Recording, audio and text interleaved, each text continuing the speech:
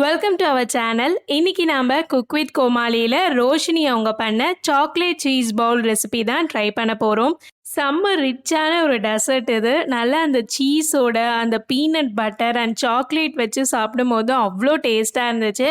So இதை எப்படி பண்ணுறதுன்னு பார்த்துடலாமா? ஃபஸ்ட்டு நம்ம வீட்டிலே பீனட் பட்டர் பண்ணிடலாம். பீனட் அப்படின்றது நம்ம ஊர் வேர்க்கடலை தான். வறுத்த வேர்க்கடலையை ஒரு மிக்சியில் சேர்த்துட்டு பல்ஸ் மோடில் போட்டு எடுத்திங்கன்னா இந்த மாதிரி நல்ல பவுடராக வந்துடும். இப்போது இது கூட 1 டேபிள் ஸ்பூன் அளவுக்கு தேன் சேர்த்துக்கோங்க. தேன் சேர்த்து பீனட் பட்டர் பண்ணிங்கன்னா செம்ம டேஸ்ட்டாக இருக்கும். இப்போ நான் திருப்பி பல்ஸ் பண்ணி எடுத்த உடனே நல்லா இந்த மாதிரி கெட்டியாக ஆகிடும்.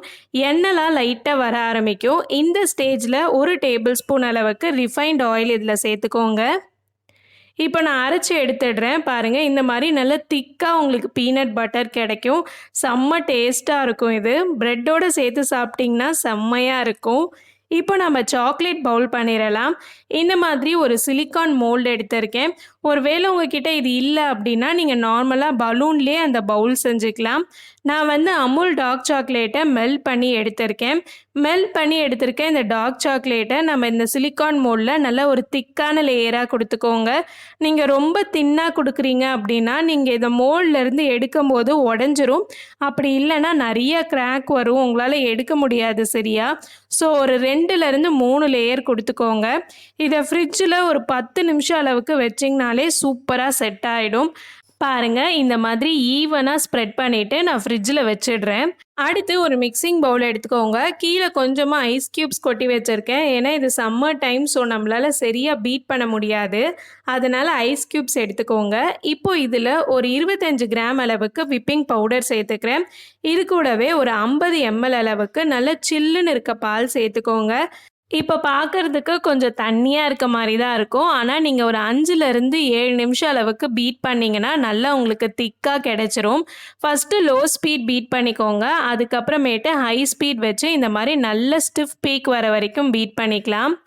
பாருங்கள் எவ்வளோ திக்காக நமக்கு கிடச்சிருச்சுன்னுட்டு. அடுத்து ஒரு பவுலில் ஒரு 1/4 கப் அளவுக்கு மாஸ்கபோனே சீஸ் எடுத்திருக்கேன். உங்களுக்கு இது வேண்டாம் அப்படின்னு நினச்சிங்கன்னா நீங்கள் க்ரீம் சீஸ் கூட யூஸ் பண்ணலாம். மாஸ்கபோனே சீஸ் கொஞ்சம் ஹெவியாக இருக்க மாதிரி இருக்கும். உங்களுக்கு நல்ல ரிச்சான டெசர்ட் வேணும்னு நினச்சிங்கன்னா இந்த சீஸ் யூஸ் பண்ணிக்கோங்க. இப்போ இதை ஒரு 5 நிமிஷம் பீட் பண்ணிட்டேன். நான் பீட் பண்ணி வச்சுருக்க சீஸ் எல்லாத்தையுமே அந்த விப்பிங் க்ரீமோடு சேர்த்துக்கிறேன். இது கூடவே நம்ம பண்ண அந்த பீனட் பட்டரை சேர்த்துட்டு ஒரு 5 நிமிஷம் நல்லா பீட் பண்ணிக்கோங்க. ஆல்ரெடி என்னோடய விப்பிங் பவுடர்லேயே கொஞ்சம் சுகர் இருந்தது. அண்ட் நம்ம பீனட் பட்டர் செய்யும் போது கொஞ்சம் தேன் சேர்த்தோம். ஸோ நான் எக்ஸ்ட்ராவாக எந்த சுகரும் சேர்க்கலை. ஏன்னா நம்ம சாக்லேட்டோடு தான் இதை சர்வ் பண்ண போகிறோம். ஸோ ரொம்ப திகட்டுற மாதிரி ஆகிடும். உங்களுக்கு தேவைப்பட்டால் நீங்கள் சுகர் சேர்த்துக்கோங்க. இப்போ பாருங்கள், ஃப்ரிட்ஜில் இருந்து நான் சாக்லேட் எடுத்துட்டேன். ரொம்ப மெதுவாக டீமோல் பண்ணிங்கன்னா பர்ஃபெக்டான பவுல் உங்களுக்கு கிடச்சிரும். இப்போ நம்ம பிளேட்டிங் பண்ணிடலாம். ஃபஸ்ட்டு நம்ம பண்ண இந்த சாக்லேட் பவுல் வச்சுக்கலாம். இதுக்குள்ளார வெனிலா கேக் வச்சுக்கிறேன். ஆக்சுவலாக வெனிலா கேக்கோடு சேர்த்து சாப்பிடும் போது செம்ம டேஸ்ட்டாக இருந்துச்சு. உங்களுக்கு வெனிலா கேக் வேண்டாம் அப்படின்னு நினச்சிங்கன்னா உங்களுக்கு எந்த ஃப்ளேவர் கேக் பிடிக்குமோ நீங்கள் அது கூட வச்சுக்கலாம். வெனிலா கேக்கோட ரெசிபி எல்லாமே நான் கீழே டிஸ்கிரிப்ஷனில் கொடுத்துருக்கேன். மறக்காமல் வேணும்னா செக் பண்ணிக்கோங்க. இப்போ இதுக்கு மேலே நம்ம பண்ணி வச்சுருக்க அந்த சீஸ் இருக்குல்ல, அந்த லேயரை நல்லா ஃபுல்லாக கவர் பண்ணுற மாதிரி கொடுத்துக்கோங்க. இப்போ இது கூடவே கொஞ்சமாக வேர்க்கடலை வறுத்து வச்சுருக்கோம்ல அதுக்கப்புறம் டியூட்டி ஃப்ரூட்டி ஆட் பண்ணிக்கோங்க.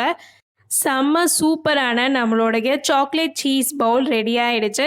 சாப்பிடும்போது ஒரு பீஸ் கேக்கு கூடவே கொஞ்சமாக அந்த cheese layer and chocolate tutti frutti எல்லாத்தோடு சேர்த்து சாப்பிடும் போது சூப்பராக இருந்துச்சு.